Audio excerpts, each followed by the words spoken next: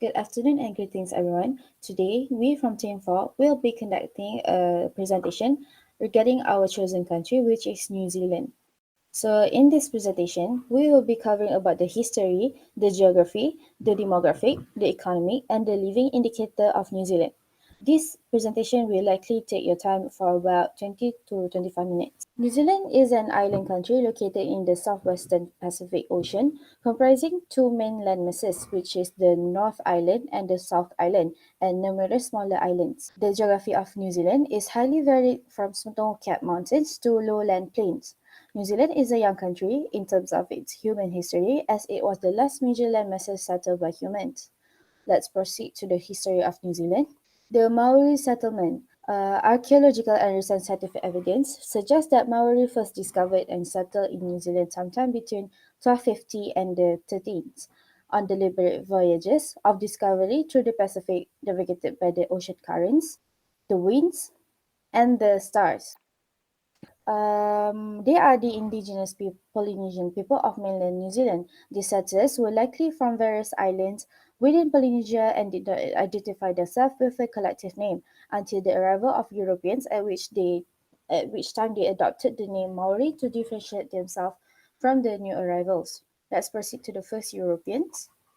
The first Europeans to arrive in New Zealand was the Dutch explorer Abel Tasman in 1642. He was instructed to explore the Indian Ocean from west to east, south of the ordinary trade route, and proceeding eastward into the Pacific. Next one is the British and the French. A surprisingly long time passed, which is 127 years later. New Zealand was visited by another European.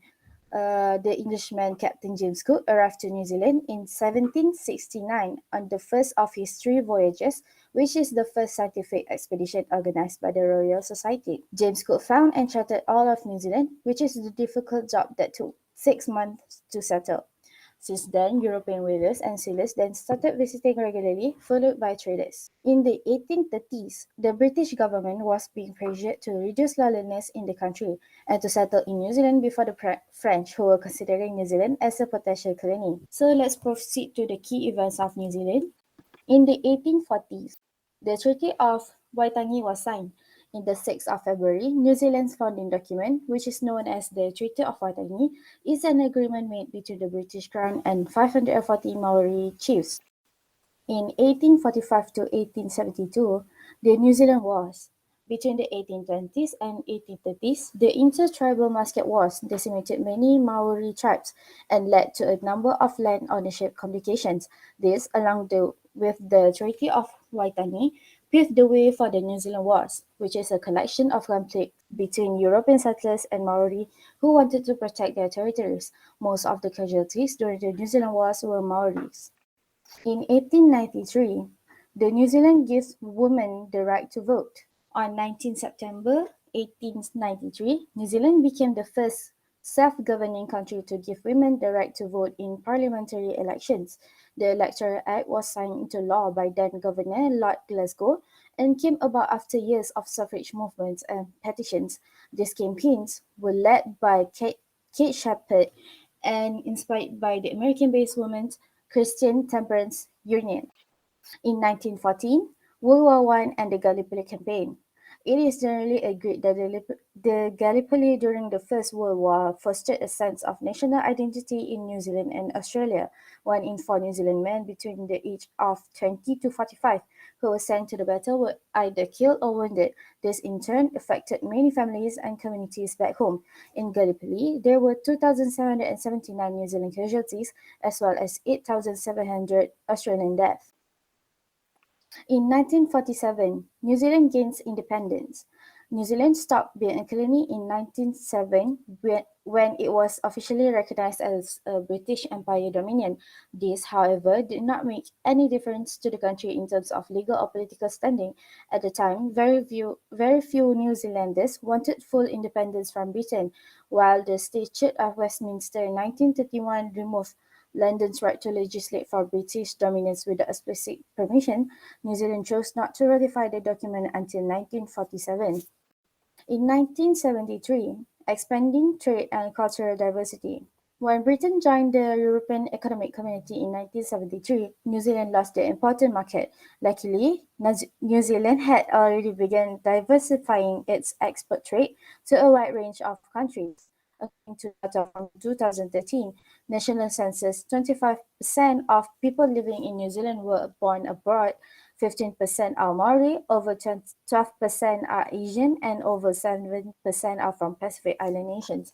Hindi is the fourth most common language in New Zealand after English, Maori, and Samoan. In 1985, the sinking of the Rainbow Warrior. New Zealand had a well-established anti-nuclear stance by the mid of 1980s. The bombing was the first act of terrorism in New Zealand territory, and while it was targeted at Greenpeace protests against nuclear testing, New Zealanders took the attack personally. This ultimately led to deteriorating relations between New Zealand and France for the remainder of the 20th century. In 2015, the French intelligence agent involved in the attack made a public apology for his actions. In 1997, New Zealand's first woman prime minister came to power. Jenny Shipley became the New Zealand's first female prime minister after a successful campaign to oust her predecessor, Jim Bolger, between 1990 and 1997. She held several ministerial portfolios, including women's affairs, social welfare, and health. These last two being the ones where she caused the most controversy. Shipley left Parliament in 1998, paving the way for the first elected woman Prime Minister, Helen Clark, to came in power in 1999. So the second part is geographical data of New Zealand. The position of New Zealand. New Zealand is the sixth largest island country, composed of a large number of islands, covering an area of 268,710 square kilometers. New Zealand, located in the southwest Pacific, is the southernmost country in Oceania. The three largest islands span 1,600 kilometers from 35 degrees to 47 degrees south. About two-thirds of the land has economic value and the rest is mountainous. The topography of New Zealand. It is mainly mountainous and highly terrain, accounting for about 75% of the land area. The terrain is high in the middle and low around. The main mountain range stands in the eastern half, which is composed of several discontinuous mountains in the northeast-southwest direction, with an altitude of about 1,500 meters. The main geographical features are mountains, glaciers, volcanoes, and lakes, and natural disasters such as floods, earthquakes, volcanic activities, and tsunamis may occur. And the whole territory of New Zealand mainly includes two large islands, which is the South Island and the North Island. And there are six main cities in the New Zealand, which is Auckland, Wellington, Hamilton, and Christchurch, Dunedin, and Invercargill. And there are 123 airports in New Zealand. 30 airports has scheduled air service, and 5 international airports and 2 long-distance international airports. The transportation network in New Zealand. The New Zealand State Highway Network is the major national highway network in New Zealand. State highway network of 10,895 kilometers are motorways. There are 363 kilometers of motorways and expressways with grid separated access, and they carry 10% of all New Zealand traffic. The weather condition. Most area of New Zealand has between 600 millimeters and 1,600 millimeters of rainfall varies throughout the year with a dry period during the summer. Over the northern and the central area of New Zealand, more rainfall falls in winter than in summer, whereas for much of the southern part of New Zealand, winter is the season of least rainfall. So the temperature condition. Mean annual temperatures range from 10 degrees in the south and 16 degrees in the north of New Zealand. The coldest month is usually July and the warmest month is usually January or February. Most snow in New Zealand falls in the mountain areas. Snow rarely falls in the coastal area of the North Island and the west of the South Island. Frost can occur anywhere in New Zealand and usually on cold nights with clear skies and little winds. So the last part is climate condition. New Zealand's climate is dominated by two main geographical features: the mountains and the sea. Sunshine hours are relatively high in areas that are sheltered from the west. Most of New Zealand will have at least 2,000 sunshine hours annually. The midday summer UVA is often very high in most places and can be extreme in northern New Zealand and in mountainous areas. Autumn and spring UVA values can be high in most areas. That's all for part 2. Hello guys, my name is Li Yuexing and I'm going to continue our presentation of part 3, which is demographic data of New Zealand. And in this page, I'm going to introduce New Zealand population clock. The first one, do you guys know what is population clock? Population clock illustrates how certain country or area population has changed throughout history. And since 2016, New Zealand used these three factors to estimate its own population clock project. The first one is one person every 9 minutes, and one death every 50 minutes, one net migration gain every 6 minutes 29 seconds, which means New Zealand has a significant positive net migration, which also means the population of New Zealand is growing. And this is definitely a health rise in population of New Zealand. So there's more details about New Zealand population clock. You can see in the left side the first data of New Zealand population. There's 4,872,734 people living in New Zealand now as of October 22nd, 2021. And below there's more data shows the population clock of New Zealand. You can check yourself. I like to introduce another data in the right side. Down you can see there's a one net migrant every 39 minutes. That means New Zealand is definitely a suitable country for immigration. There's 39 minutes one people want to live there. Okay, next graph. It shows the growing rate of New Zealand population, and even at a slow rate, it's still in a health tendency. So in 2009, it's 4.332 percentage to 2020 is 5.112 percentage. Is still growing. Next, I already introduced before. It's as of 22nd October 2021, it's 4,872,734 people in New Zealand, and it's still expected to surpass 5 million persons towards the end of the next decade. So it's still growing, and it's a health growing. And next is New Zealand population density.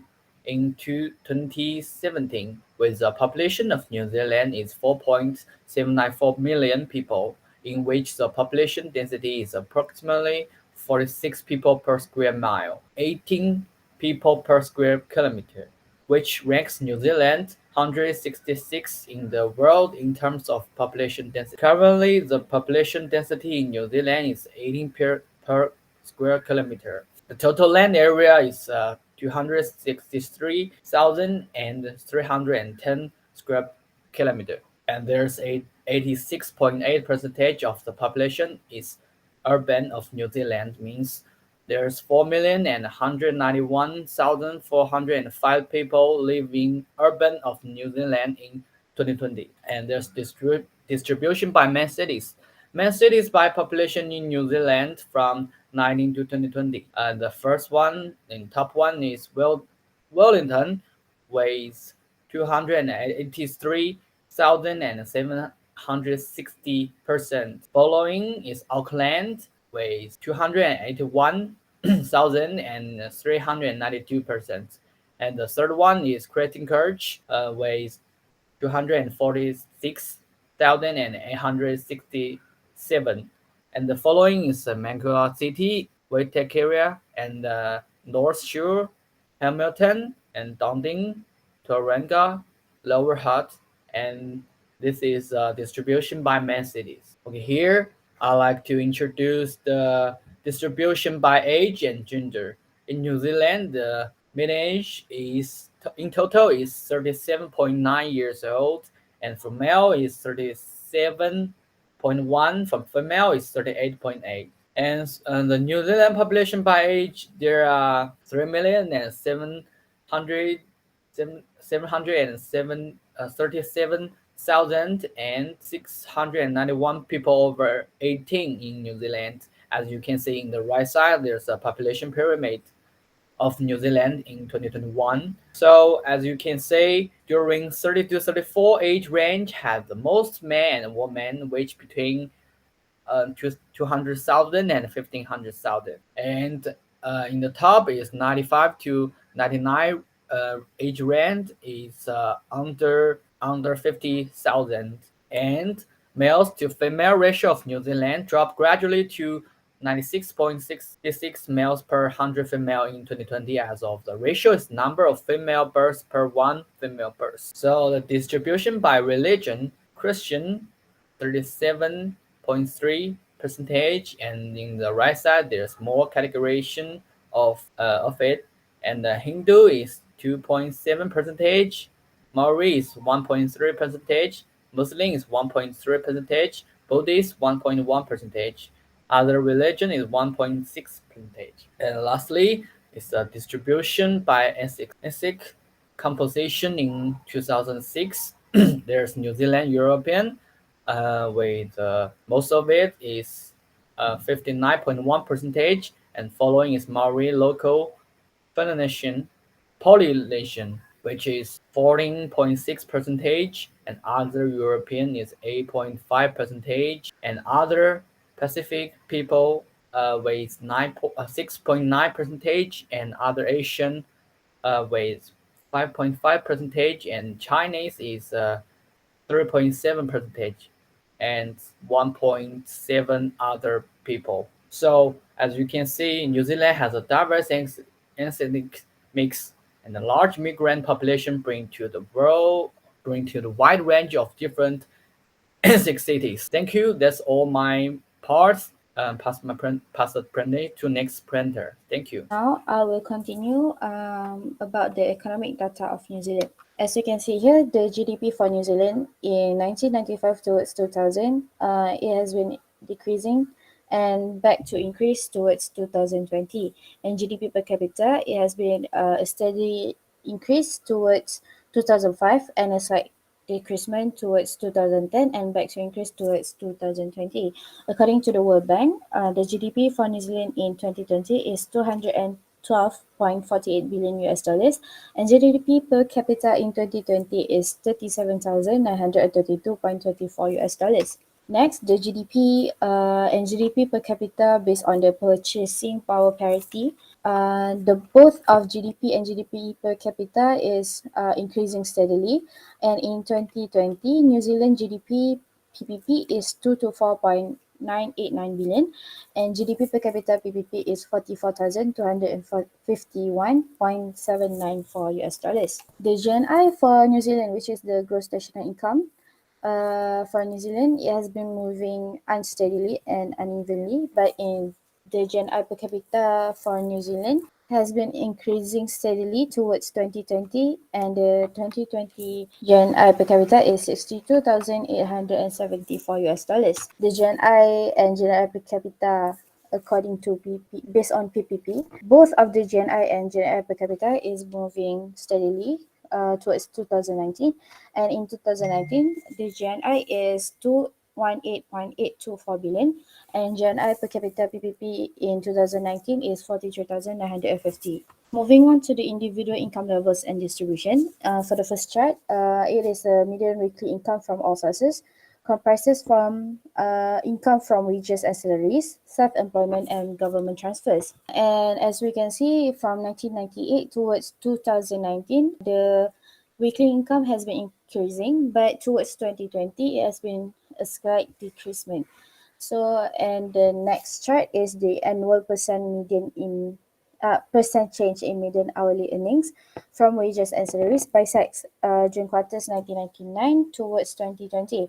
There has been slight increase by 1.47 US dollars equals to 5.8% to 27 US dollars in the June of 2020 quarter. And the next chart it shows the gender pay gap June quarter 1998 towards 2020. The gender pay gap is steady at 9.5%. Moving on to the next chart is the household disposable income by household income sources year ended June 2019 and 2020. As we can see here, the highest income sources of the household in New Zealand is from wages and salaries. Compared to the self-employment, investment, New Zealand superannuation, other government benefits, and other regular sources. Household income includes any income from wages and salaries, self-employment, investment, government benefit, and explanation. All key measures of household income increased in the year ended in June 2020 compared to the past years. The next one is the average annual household equalized disposed income before housing costs, being categorized by region. As we can see here, the highest is Auckland and Wellington, and the next chart shows the annual household equivalence after housing costs based on region too, and it's still highest for Wellington. So this is the income density, and the highest is in Auckland and Wellington, which is 104,801 and 102,084 US dollars respectively. So for the New Zealand GNI is 36.2% in 2020 and being ranked 92nd in the world compared to Malaysia, which is 41% in 2021 and being ranked as the 55th in the world. So that's all for the economy. Let's move on to the next presenter. Now I would like to explain the standard living indicators of New Zealand. Okay, the first living indicators of New Zealand is hospital beds. From the latest data from in 2019, hospital beds for New Zealand were reported 0.5 per thousand people.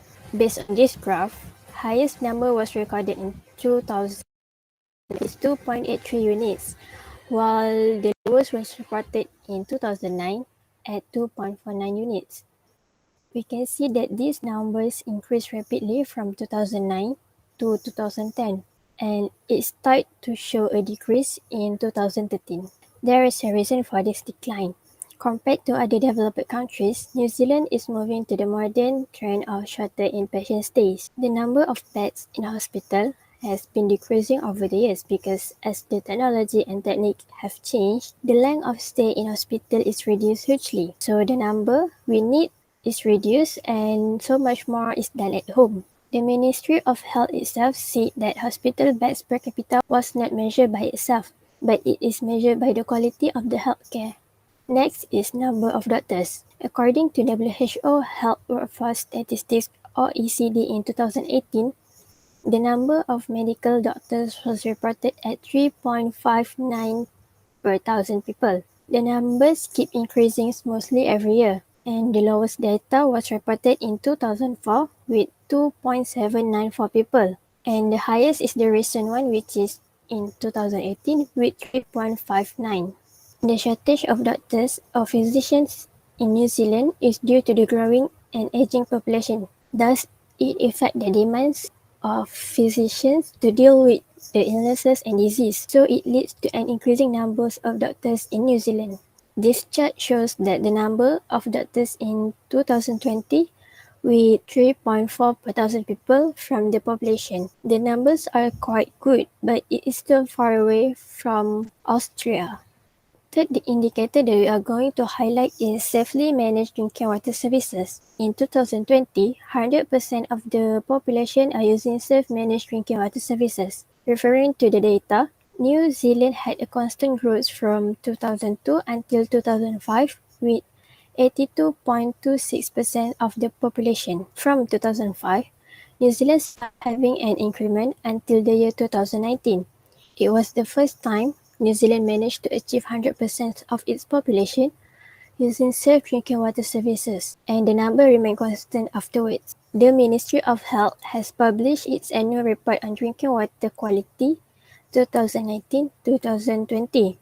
The report summarized drinking water compliance for the 486 registered network drinking water supplies. The supplies provided water to 4,142,000 people in total. Lastly, access to electricity. According to World Bank Global Electrification, up until 2019, 100% of the population has access to electricity constantly since 2004. This is because electricity sector in New Zealand use mainly renewable energy such as hydropower, geothermal power and increasingly wind energy. And it was reported as of 2019, 82% of the electricity is generated from renewable energy sources, making them one of the countries with the lowest carbon dioxide emission from electricity generation. That's all for our presentation. Thank you for listening.